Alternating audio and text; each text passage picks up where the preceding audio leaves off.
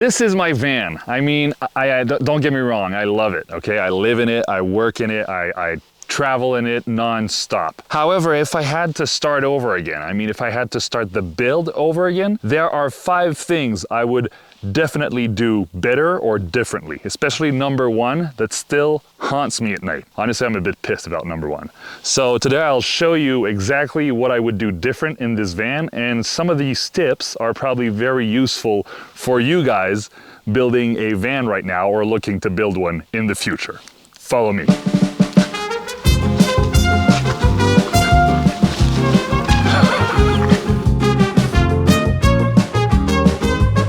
Number 5 is managing the overall available dimensions a bit better. So for example, when you get an empty truck or an empty cargo van, you always feel like you have a lot of space. For example, the width of the ProMaster is near 76 inches, so it's good enough for me to sleep. However, once you're done the insulation for the walls, the ceiling, and the ground, your height and your width shrink a little. So for example, when we started here, we had 75 inches, and now we have around 72, which is exactly my height. It's okay. However, for some of our clients or for people I know who are in the van life industry, this is one of the major issues. Insulation versus real workable dimensions, you have to think about that. And I always feel like it's a subject that is overlooked. Same thing with the height. You have around 2 inches of insulation in the floor and maybe 1.75 inches in the ceiling. Here, a lot of people are going to say, well, your ceiling is super thick. You're right. Because look, I'm 6 feet again, and the overall height of the van is around 6 feet, which is okay. However, if I had to make it perfect, I would try to work, or I would try to find solutions to have width and height that are slightly over my overall height so I can feel a bit more comfortable. Number 4.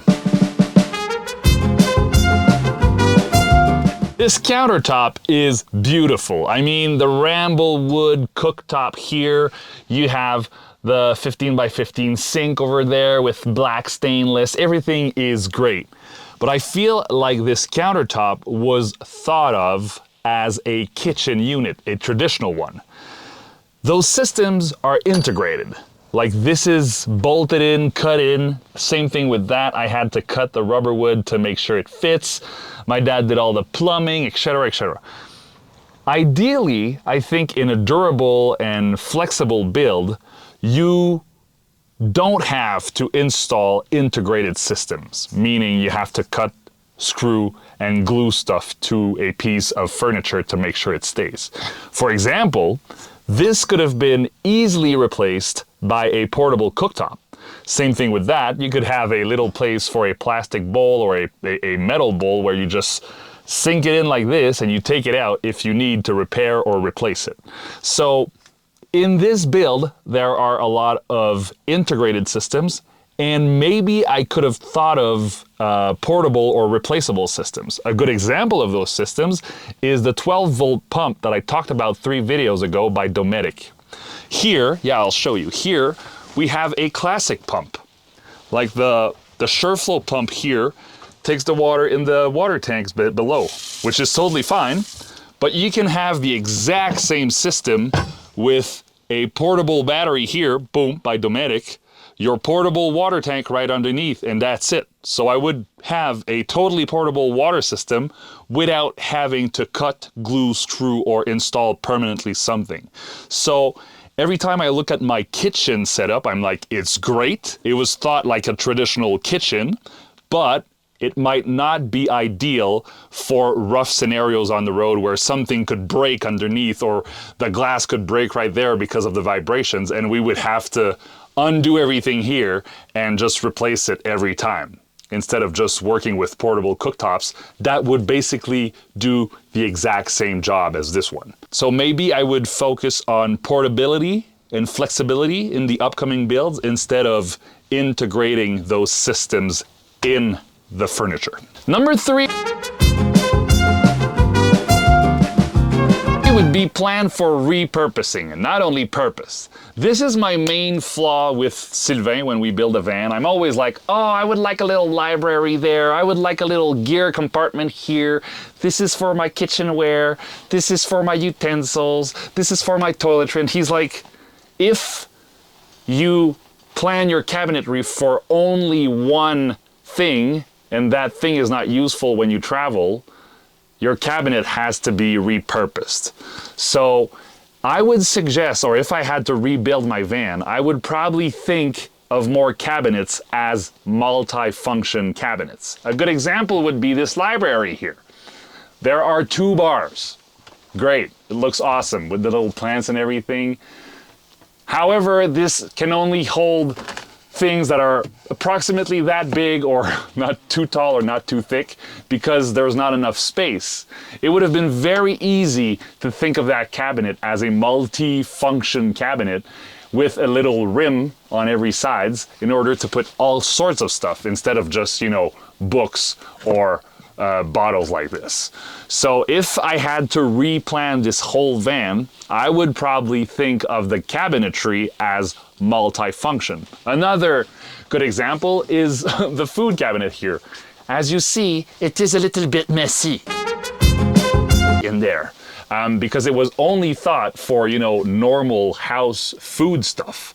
However, you can add bungee cords or a little lock system if you travel with stuff that is a bit heavier than just cereal boxes in order to avoid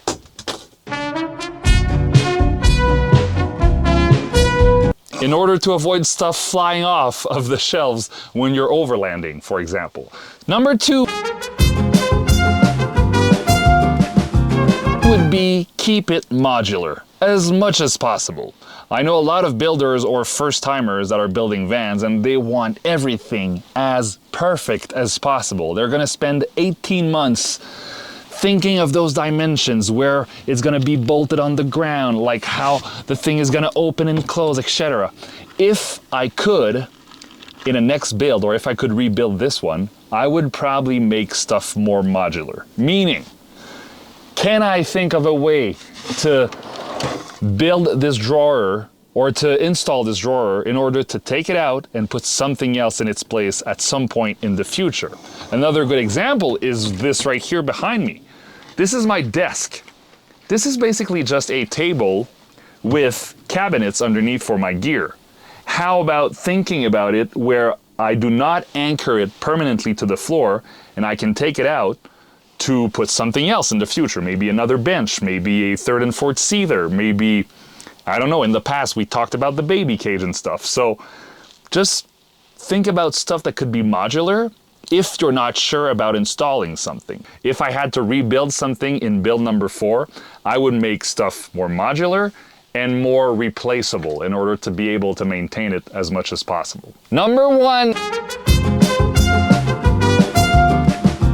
is probably the most, and it stings a lot even today, even after a couple of years on the road. And it's the fact that I bought the wrong ProMaster at the wrong time.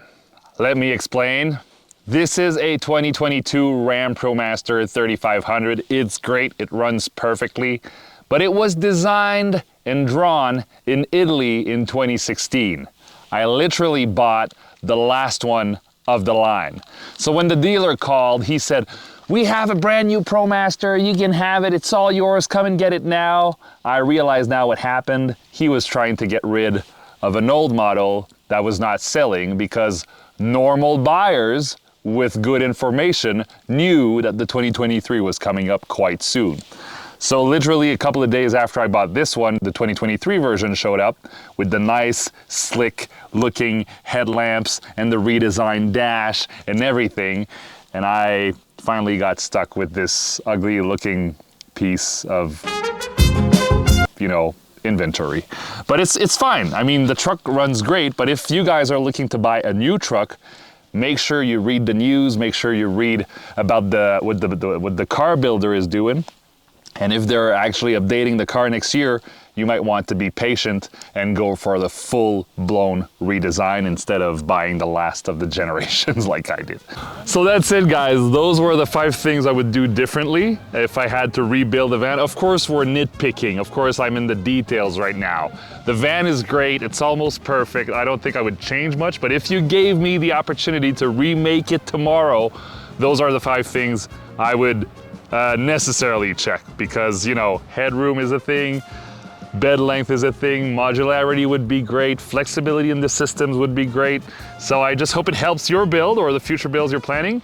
And I'll see you next week for a video about the 5 things that are perfect with this build. It's very sexy, although there's a lot of mosquitoes on the dash right now. See you next week.